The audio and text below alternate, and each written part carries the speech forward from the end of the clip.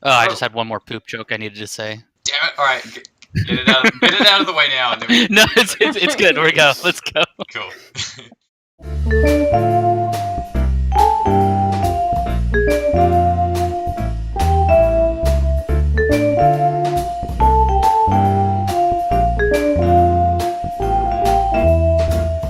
Hello, and welcome to the AfterParty, Conversations with Spy Party Players. Today I'm joined by A Forgotten Tune and Lieutenant Hummus. Hello. Hello. Howdy. How's it going? How's it going? It's going good. It's good. What about you guys? Have you recovered from the long flights? Mostly. I Just mean, about. last night was like the first night I slept close to normal, I think. Yeah, but- same. I still went to bed really early. I've just basically been a morning person all this week and half of last week, which That's not is weird. Yeah.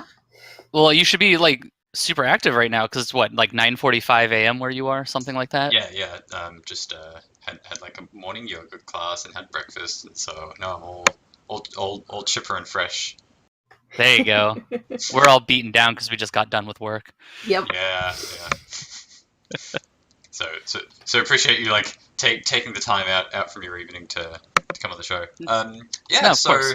the two of you went to Melbourne, which is quite a big flight from Seattle. So like Thomas, I think you'd explained before, but like what's the sort of premise of why you guys came over to Melbourne?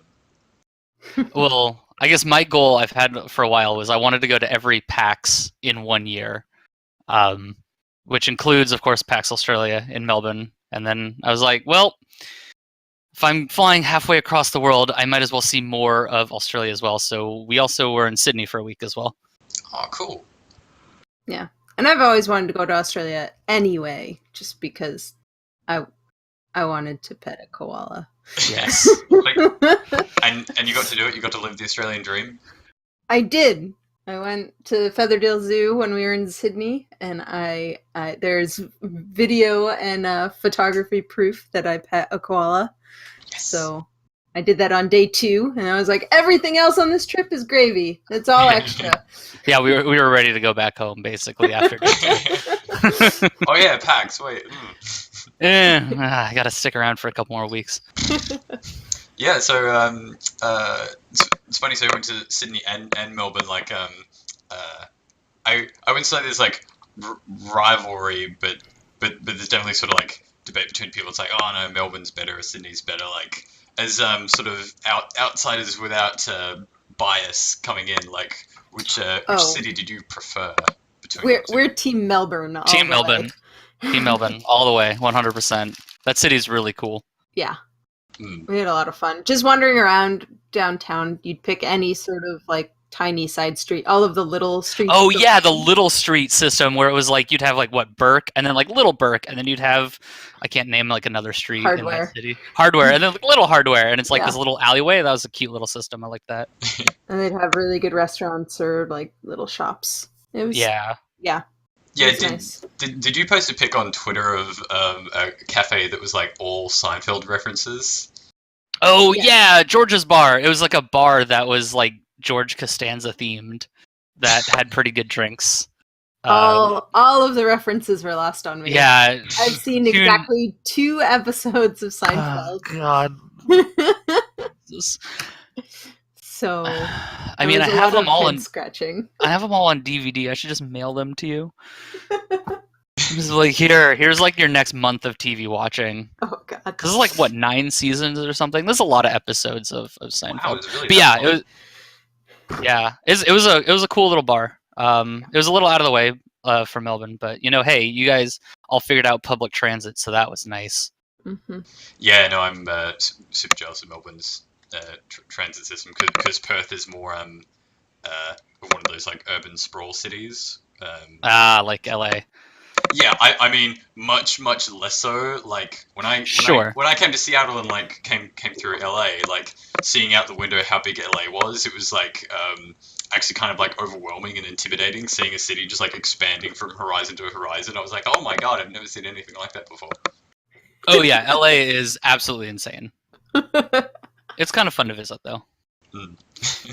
definitely not as good as Melbourne. The like joke Mm-hmm. Australians make about comparing Sydney and Melbourne, because I personally am from Melbourne too. There's like two sort of aerial shots that compare one of Sydney, one of Melbourne. In Melbourne, it's like all sort of grid streets. It's like really Mm-hmm. easy to follow, and then Sydney is a sort of like sprawling spaghetti mess of Oh roads. yeah, Hummus had a real hard time navigating in Sydney. I did. Whereas I knew where the water was, and I would just orient myself to the harbor.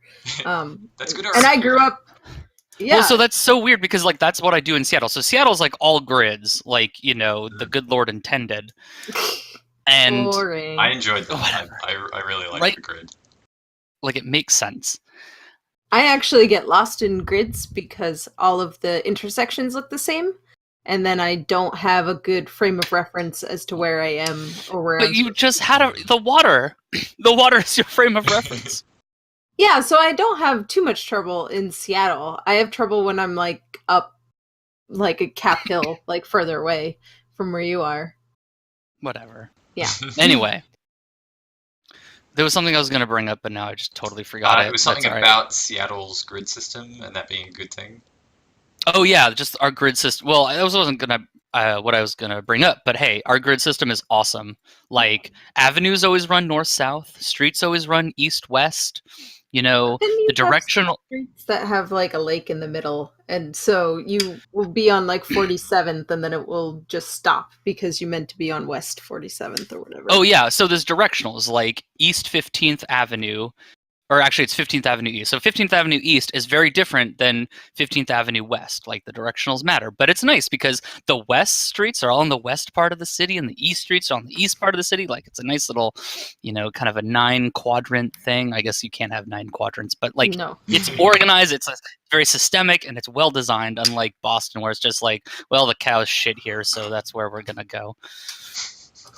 Oh, well. The problem with Boston is it was all made land. So when it started, all of the streets followed the coastline, and then they changed the coastline, so these streets make no sense. And it's like, why are you curving back in on yourself? Anyway, That's But like the we're why not are you talking- hitting yourself we're not, of. yeah. But we're not talking about Boston or Seattle. We're talking about We're talking We're talking about Australia. yeah. Yeah. So you came to Sydney first, and then to Melbourne. Mhm. Yes.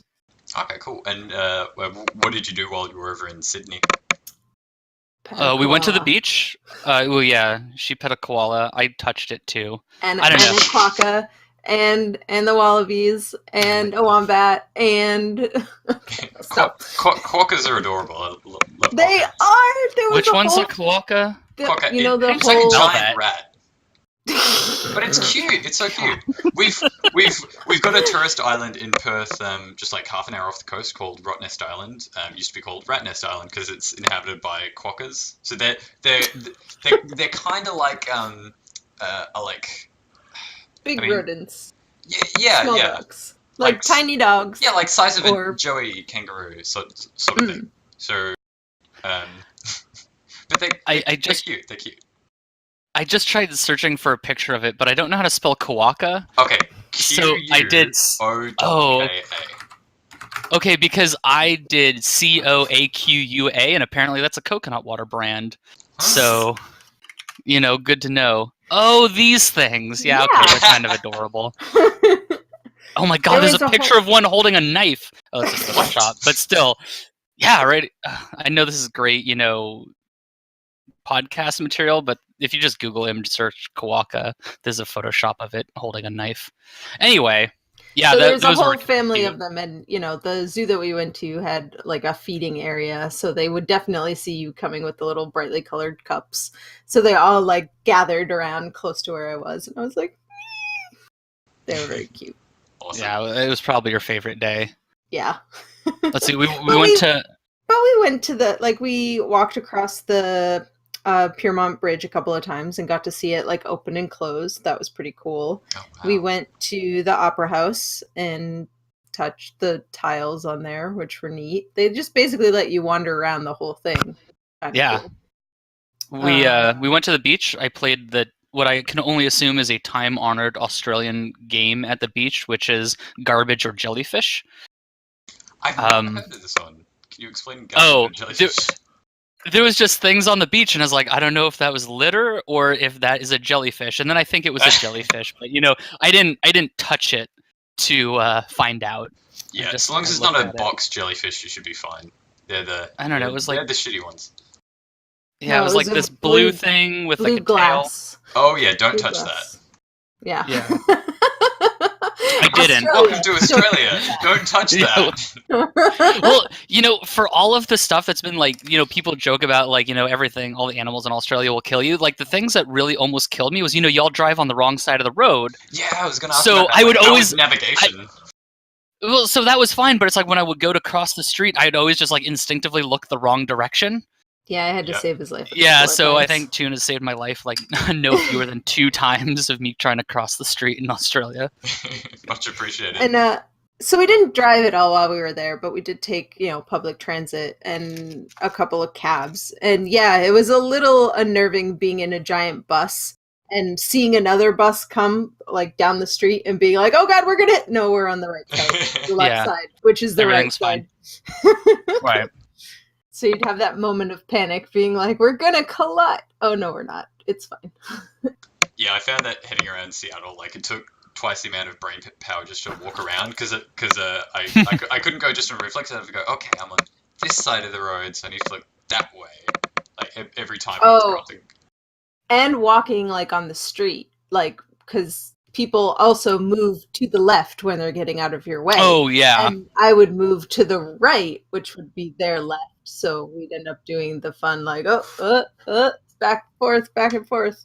Yeah, there was a lot of that. Yeah. But it's okay, you get used to like 2-3 decades of walking experience is hard to break. But yeah, Sydney was really cool. Actually, my favorite thing about Sydney was like there's a ton of like little cafes everywhere. Like I had a lot of good coffee down there.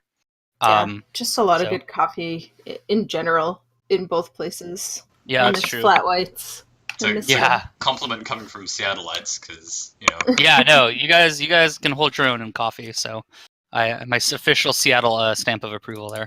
Although I did have someone from Melbourne talk about how they missed Dunkin' Donuts coffee for like terrible coffee is what he said. And I was like, that is exactly the correct description. Dunkin' Donuts, home of great and terrible things. Yeah, that's mostly true. Yeah.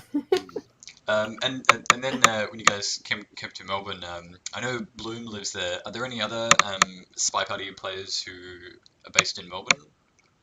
I know there's other Spy Party players based in that part of the world, but Bloom, we actually met Bloom and his girlfriend. They were both very nice people. Yeah, they took us to a rooftop bar, and then we went to dinner afterwards. Oh yeah, that's right. We went to that Korean place that had really good ribs, but don't ask me the name because I don't remember. And good chicken. I got some. Yeah, Korean fried chicken is magical. Yeah. Yeah, it was good. Yeah. So, how about the show? Like, how was PAX Australia? How did it stack up? So, I mean, it was definitely like a good show. Like, I remember somebody asked me, like, one of the people working there, like working at the convention center, was like, "So is this, and they found out I was American, like, is this real PAX? Like, is this a real PAX? Or is this like a joke?" And it's like, no, it's a real PAX. Like, yeah, it felt like PAX. It felt like PAX. It was definitely more chill. The expo hall itself is a little bit smaller than the US PAX is. Even I think South, it's about the same size. Yeah, I think it's a little bigger than South, but we've argued that. We've litigated that before. But I thought that the PAX Rising area was like way nicer than say the Indie Mega Booth or something where everyone's crammed together and you really can't get. It's just like the amount of breathing room you had to like look at a game and not be like on someone else's toes was really nice. Yeah, there's like way more of an indie presence, which I think makes sense because there seem to be, a lot of indie developers in the area. Yeah, so well, historically, AAA development never really was feasible in Australia because it was it's too far away from most other developers, so it's a rather like expensive place on the other side of Right. the world to collaborate with, especially with the like high cost of living in a place like that. So it wasn't until like the sort of indie scene and games being sold and developed over the internet that like I think a lot of people were actually able to like start development studios at smaller scales. Yeah, and it looks like because we were talking to a game developer friend who lives down there, and we were talking to that like the state of Victoria seems to kind of like help out and indie devs and kind of the art scene a little bit more. Like we went to it's kind of like a co-working place where there's like a big office with like a big building with like a bunch of small offices. That was mostly taken up with indie game developers that the government apparently like helps pay for, like sponsors. Or I mean, I didn't know the exact deal of it all, but yeah, seems like there was a lot of them there, and it was really fun to see and chat. And there was a lot of like really interesting games to check out too.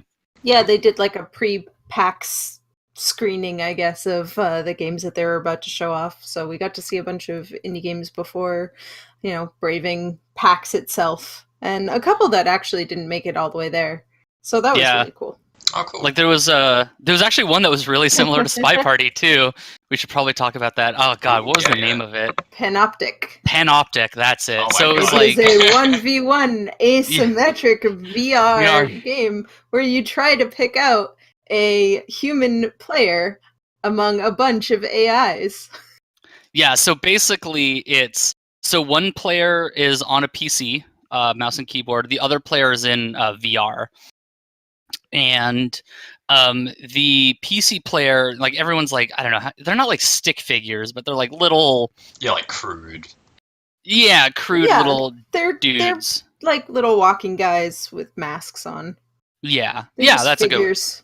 a good... Yeah, so the person on the PC is, one of those crude figures, and there's like a bunch of them in this area, and they basically have to make it from the entrance to the exit. There's like a little, I guess it was like what was the exit? It was like kind of a beam of light or something. It was like this. They had to basically touch a jewel to like kill. Oh yeah, that's right. The other player, all-seeing head that is floating above them. Yeah, so when you're in the VR, on the VR side, you are a giant floating head that is standing above all of these tiny little people that are walking around, and you basically have to move around in real life to see all of the characters and try to pick out the one that isn't behaving like an AI. Yeah, so the interesting thing though is, like, unlike Spy Party, the overseer, as they call the person in VR, like you actually know who it is to start with because they kind of enter in this like elevator thing, so 100% who it is. So as the little person player, you have to actually try and lose them because this in this like maze-like environment. So it was pretty interesting. And a lot of occlusion to... Yeah, there's like a lot of occlusion and kind of double backing. But as the overseer, you do have like a lot of shots. Like they're on a cooldown, so you can't just like spam, but you can take a lot of shots to try and like bait out weird movements from your opponent. That actually sounds like the original prototype game Chris made that inspired Spy Party, Dueling Machine, because that was like 10,000 Doom sprites in like a city. But there it was both the hunter and the hunted were sort of it was more symmetric because the hunter and the hunted were both moving around the world in the same way, and so the hunter would have like a sonar ping they would use to find. That game sounds really cool because I hear that kind of like being a giant in a sort of diorama where you're like inspecting things is a really like that's one of the things that works like really well in VR is like feeling like you're in a space and sort of inspecting and looking around smaller intricate objects. And so the idea of being a like giant sort of trying to peer through all these like tiny people sounds like it's like the sort of framework for that style of game that would really work well in VR. So that sounds cool.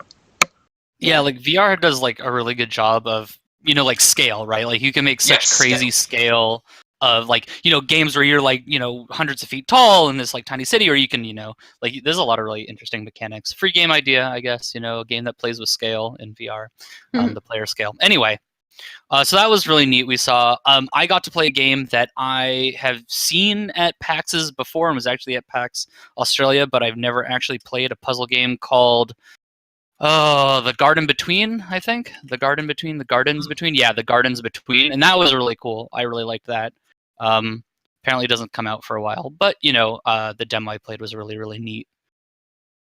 Cool. Let's see. And Think of the Children, which I really enjoyed at PAX West, and they're an Australian developer, and I played it there, and it's always fun. And Putty Pals. Oh yeah, on Switch and Steam. It's a cooperative platformer. It was very cute. Wait, so yes. Putty Pals or Putty? Putty, Putty. Okay, all right. So you're playing as Putty? Yeah, and you can stick to walls and grab your other... Like, it's a 2-player game, so you're trying to traverse to the end of the level and getting over obstacles and stuff. Pretty straightforward platformer, but, like, the aesthetics of it were really cute. Oh. No. Yeah. Do you, if you're both, like, pieces of putty, do you, like, stick to each other? Because that'd be fun. Yeah. It was great. Jeez. Let's see.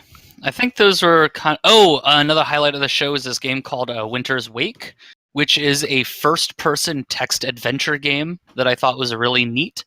It kind of takes mechanics from, text adventure games like Zork and has this really interesting way of presenting them in a pseudo first-person view. That was really nice.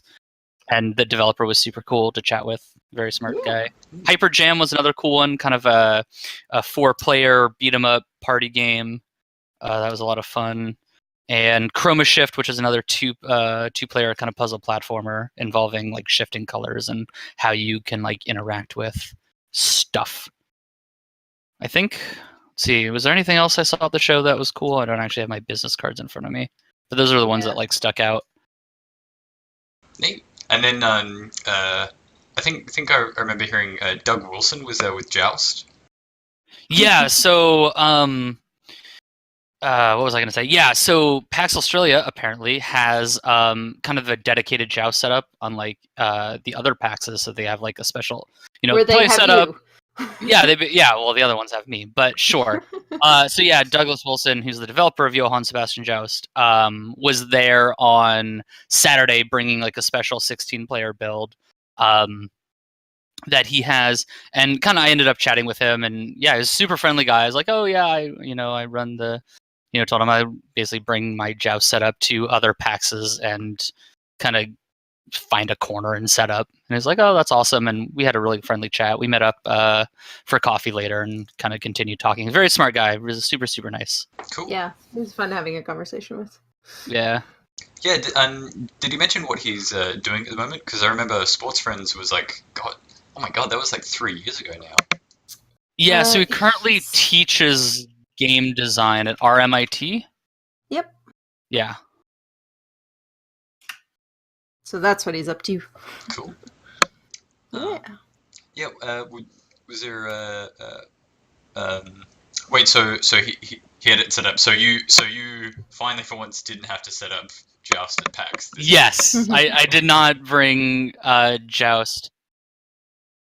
No, the giant speaker would be one bag too many to bring all the way across the world. Let alone all the controllers and adapters and oh god, like how much kit did you bring? Did you guys like travel light, or did you pack a fair amount of stuff when you came across? I had one checked bag and then 2 carry-ons. So, I mean, we were there for like more than 2 weeks. Wow, that's pretty light for that period. Yeah, and we ended up doing laundry like halfway through. So. Not too bad. And I think you brought 1 and 1? I brought, just one big bag and then kind of my usual messenger bag that I have that goes everywhere with me. Yeah, cool. No, I'm curious with the flight over, like, how did you find terminal security in Australia? Because that was an interesting experience, kind of like comparing and contrasting Australia, US, and so nice. Canada. You got to keep your shoes on. Oh yeah, Uh, flying domestically. Yeah, they're like, yeah, just go ahead. We don't need to see your boarding pass, ID, whatever. Just do your thing, We man. saw like a family was waiting. It was like grandparents or something waiting for parents and like their grandkids at the gate, which was really cool when we got off. Oh. Yeah, like Yeah, like you don't get to see that in the States. Just Yeah, it was because nice. it's too busy for that to like be feasible. No, they Uh, just they don't let you pass go security. past security without a boarding pass. Oh, okay. So you have to meet them outside of the like protected area. The sterile area, as Yeah. they call it. Yeah, I guess the one major thing that's sort of like very like strict and firm on is like bringing in like particular like foods or things like that. Yeah. Yeah, I mean, I didn't bring any food. Man, your custom system is sick too. Like, I went to well, unless you're a tune when your passport doesn't scan. But for me, like, you go up to the kiosk, you just scan your passport, and they're like, all right, here's a little ticket thing, and then later you put the ticket thing, put the little ticket in another machine. It takes a picture. It's like, yeah, you look like your passport photo. Great, go on in. Welcome. And then that was basically going through customs for me into the country. God Yeah, it bless was face actually- recognition tech. Yeah. I guess I don't know whether I should be like creeped out or not. I actually don't even have my passport with me anymore. I literally mailed it off today to get renewed because it expires early next year. So that was fun. My new passport photo is going to be awful. Yeah, sorry, Toon, you were saying? Oh, yeah, my passport didn't scan on the way in, and I actually was legitimately worried that I wasn't going to be allowed in the country because Oh, no. I went through regular customs, and then the like customs person couldn't get it to scan either. So then she waved someone down to bring me to like secondary something or other, I don't know, another desk basically. And I went over there and I was like, oh God, I'm so jet lagged and so nervous. And they just looked at my passport and looked at me, and she like visually like shrugged her shoulders like, it's fine, and wrote like okay on my customs form and let me in. It's like, great. That's like the most Australian thing I've ever heard.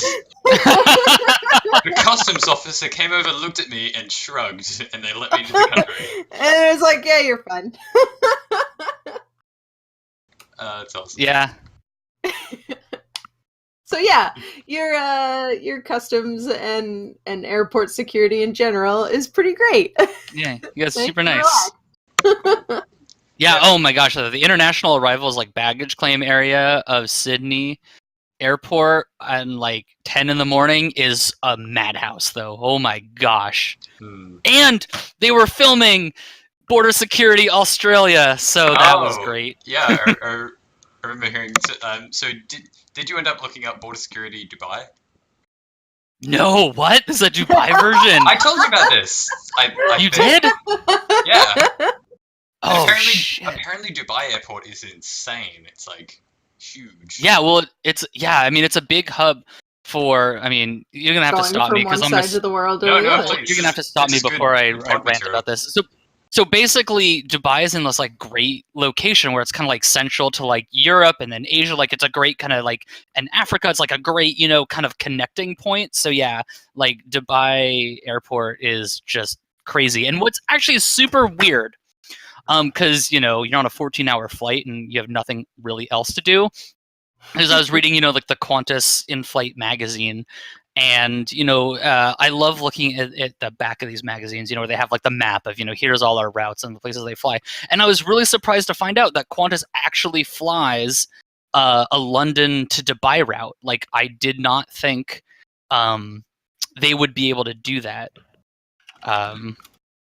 Because okay, so you're gonna have to stop me if I go on too long. But basically, there's this concept called the freedoms of the air that's set out by basically a body that governs kind of international air travel. And these freedoms of the air kind of specify what you're allowed to do when flying in other countries' airspace, right? And they're all numbered. There's 5 freedoms of the air. Well, they're called the 5 freedoms of the air, but there's really like 9 of them. But doesn't matter. So and they're all numbered. So like the first one is you have the right to fly over another country without landing, right? So like Canadian carriers have the right to fly over the United States to Mexico without landing in the U.S. and like that's a right that we afford. But like the right of a carrier from one country to fly between two cities and two other countries is pretty rare. So I was surprised to see that. Yeah, With the exception of EU, because the EU is considered one giant aviation market. But that's another story for another day. If anyone's really curious, you know how to get a hold of me. Yeah, and then the whole Britain European exit thing is going to be like mess. So that's actually going to be really interesting because British Airways, from what I remember reading, I don't believe is actually fully incorporated in Britain. So that like one freedom is like the ninth freedom of the air is the right to fly between two cities in a country that aren't yours. So like Qantas isn't allowed to fly like Los Angeles to Seattle, right? So I don't know how that's going to work. Like maybe they're going to incorporate like a little shell airline in the UK. I don't know. Nobody really knows how that's going to work, but it's going to be kind of an interesting thing if they leave the EU market. Yeah. But that's another story of flight politics. No, I'll add on to that. Qantas recently negotiated non-stop London to Perth, which is like I heard about 20-hour flight. So they just recently negotiated that, and so that's like a thing people can do now is fly directly from Perth to London, and it takes 20 hours, but you can do it. Yeah, I believe that's going to be the longest commercial service ever done. And it's going to be on the 787s, if I remember correctly. Ooh. Yeah, because the Sydney to LA, that's only like, it's like 16 hours. Only, yeah. Sydney to 16 hours. Yeah, Melbourne to LA was what? About 15 hours. Yeah, 14 and a half, 15 hours. On an A380, which is a giant freaking plane. Oh my god, that thing's so big. Yeah, cool. Yeah, I didn't have any other questions. Were there any other like notable things in your travel to Australia you wanted to mention or talk about? We went to a trivia night the Wednesday before PAX, Child's Play, which is like the official PAX charity. There was like a trivia night that wasn't put on by Child's Play, but it was like to raise money for Child's Play. Yeah, so we met a couple other people who were ex Omega Knots at PAX, which is how we kind of knew them. Mm-hmm. And so we kind of did a trivia night, and that was a lot of fun. They had a category that I am just definitely stealing if I ever run a trivia night, called Truth by Consensus. It was amazing. Basically, instead of like asking a factual question, they would ask like an opinion question, like Coke or Pepsi. Yeah, like Coke or Pepsi, or like is pineapple on pizza good or not? And then the correct answer is whatever the majority of teams put. So you don't have to put what you think. You have to put what you think most people are going to say. Yeah. And it made for really fun arguments. Yeah, it made for some good arguments with your team. I mean, I feel like that idea is kind of the like fuel of a lot of those sort of like debate games, like the meta game or even Cards Against Humanity, is the idea that you don't play the thing that is like the most true, you play the thing that you think will get the most consensus. Right. Yeah, that was really fun. I don't remember how we did in the trivia night, but I remember, I think we were like middle of the pack or something like that. Yeah, we were firmly in the middle. Which is totally fine. Especially because you had two Americans on the team that didn't. Yeah, we were dragging them down. They're like the ABC show. I don't even remember. I'm like, you see that? Oh, Australian Broadcasting, right? Not not our ABC. Yeah. So yours stands for American Broadcast Corporation. Is basically the same thing. Mm-hmm. Yeah. So it's a little different because it's not like a government thing. Right. So it's not like the BBC. It's not like the BBC. Like it's actually owned by Disney. But yeah. Seriously, what don't they own? I heard they're like buying 20th Century Fox now as well. Yeah, they're in negotiations for 21st Century Fox. And someone pointed out, wait, does that mean they can get the like if that happens, Disney can have the like Fox Star Wars pre-roll sound? Maybe. I don't know. We'll see if that goes through. I mean, maybe it will, maybe it won't. I mean, it's just 21st Century Fox. It's just like the entertainment wing, but this is the part where I'd rant about entertainment consolidation, but I think this podcast has had enough of my ranting so far. Yeah, Tara, any like international political systems that you want to have a rant about, just to like Yeah. make for No, equality? I'm pretty okay with no, I don't know. I'm trying to think of other things that we did while we were over there that were exciting and fun. When we took the ferry, we saw a whale on the way back, which was Oh, we kinda saw the cool. whales. Wow. Yeah. Yeah. So we got a free whale watch out of our trip to, what was that, Manly Beach? Manly Beach. Yeah. Yeah, because it had all of the Manly restaurants. That was all of them were. All the manliest restaurants in Manly. Yeah. Yes. Were there any dolphins? We didn't see any dolphins, no. But No. a whale is like worth like a Yeah, that's couple. like 3 Yeah, dolphins. that's like rolled Is that the into one. exchange rate? at least 3 dolphins. Yeah, it's 3 to 1. Depends. It's like, Oh, I will say I did bring a couple cases of Tim Tams back, Oh, or yeah, I saw boxes the of picture Tim of that. Tams. Yeah. Yeah. So, So which in the flavors did States, you end you up get- going with? So you only get like 1 or 2 flavors that end up like in a corner of like a supermarket somewhere. You get regular and then maybe like one like but they had like mango and pineapple or coconut or something, and I was just overwhelmed. There were so many flavors. I ended up going with original because I figured it would taste better coming from Australia. A dark chocolate one and a white chocolate one, I think. Nice. Yeah, I just got vanilla and original. So I brought a pack back to work, and they're gone. So that took less than a day. Also, there's this Australian licorice brand that Oh no, sorry, it's New Zealand. My apologies. Same Licorice thing. brand. Like US to Canada. Yeah, same thing, right? Yeah, exactly. It's like US, Canada, like basically the same shit. And apparently in Australia, you can get a version of their licorice with white chocolate in the middle, and that is delicious. And everyone who knows me and knows I like that licorice is officially fired for not telling me that this exists. So I brought like 3 or 4 bags of that back, and one of them is already gone. Maybe they were just looking after you. They were like, okay, we know Yeah. that hummus will just like have no self-control if we tell them about white chocolate-filled licorice. We have to like, it's for your own good. Yeah, that's probably true. Though we did look a bit for my ginger ale that I've been looking for, and I could not find that. So Yeah, we went to a bunch of Asian supermarkets to try to find. They had a lot of soda, a lot of soda, of really cool looking, really interesting flavored soda, and some with Pokemon on them. Did they have those like pop fizzes? You know the ones where you like you press down this sort of like ball. Oh, the Ramuki. Oh, and the marble thing falls in. Yeah. And then that fizzes it up. Maybe I don't remember. Yeah, I think they had those. I have they're here as well. Okay. Yeah. Why can we have those but not Kinder eggs? I don't know. Yeah. Because the marble doesn't come out of the. You can't choke on it. It's trapped inside. I guess. You know what they say about making things foolproof, though. Yeah. Right. Yeah. Let's see. Sydney train system, cool. Metro or Melbourne tram system, cool. The free tram zone is great. Oh yeah. Yeah. Wait, so I have a couple. Yeah, how much of the city did that cover? Was that just the sort of downtown area, or? I mean, the free tram zones, yeah, basically downtown, and then or the CBD, as it's called. We were one stop outside of it, staying near the convention center and the casino. Oh, the casino! Oh my gosh! How can we not tell this story? Yeah, the Crown. How can we not tell this story? I totally forgot.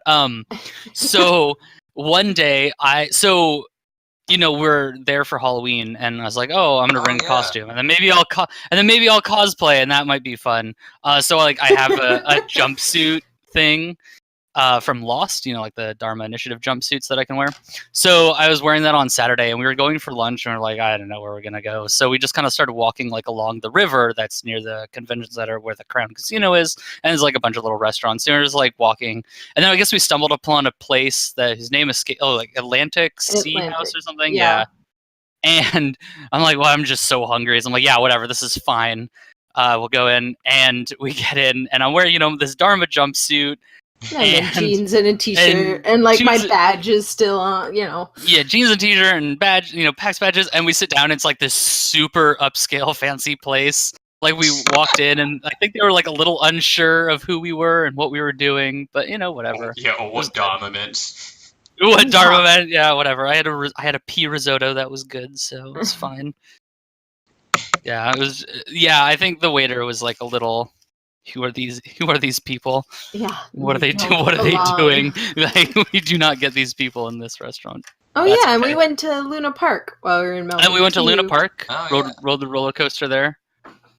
Yeah. It was really cute. So I'm curious because like as far as I know, it's like not really celebrated to anywhere near the sort of scale it is in the States. Like how many people were sort of like out in costume on Halloween evening? Well, we went to Luna Park on Halloween proper, so they were having a like night party thing where you paid like a flat fare to get in, and so I would say a third of the people there that sounds were about dressed right. up, just about. Yeah. But they also had free face painting, so a couple of the people were probably not dressed up when they got there, and then were zombies or skulls by the time they left.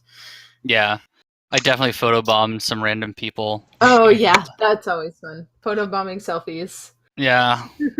Oh, and apparently I look exactly like the dude who hosts Guarding Australia.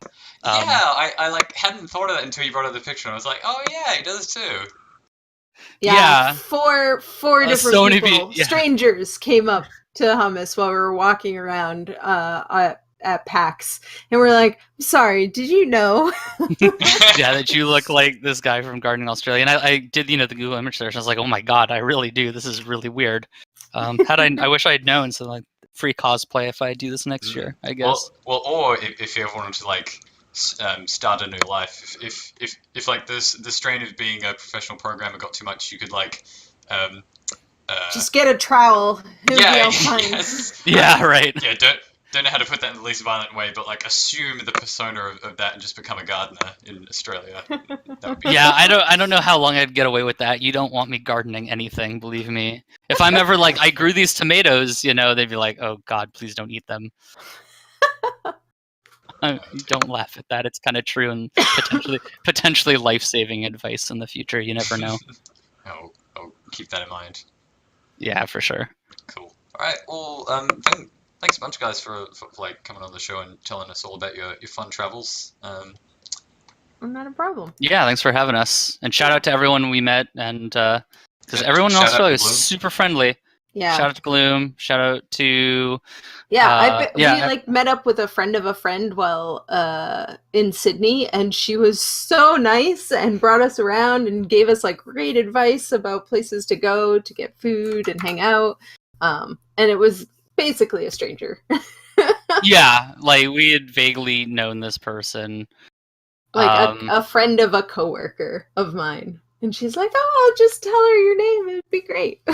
Yeah. Anyway, everyone's cool. super. Awesome. All right. Thanks a bunch, guys. Take care. All right. Take it easy.